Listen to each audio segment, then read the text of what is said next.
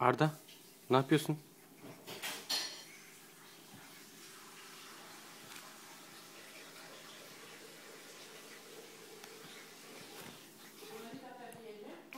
Pembe pantolon mu giydin sen?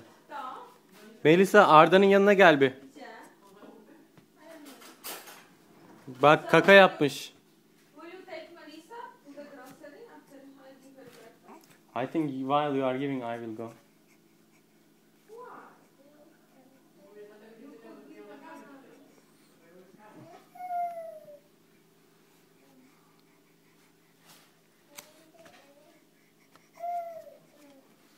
Melisa, ne yapıyorsun? Ha?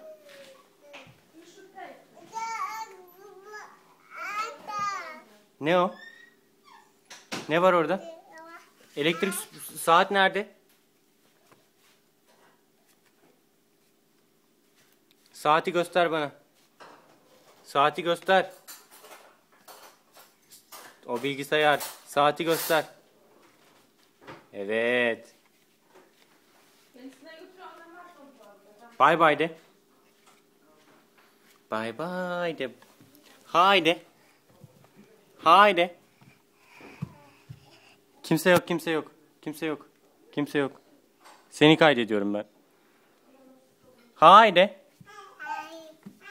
Bye bye de. Kaka yaptın mı? Kaka yaptın mı? Ha?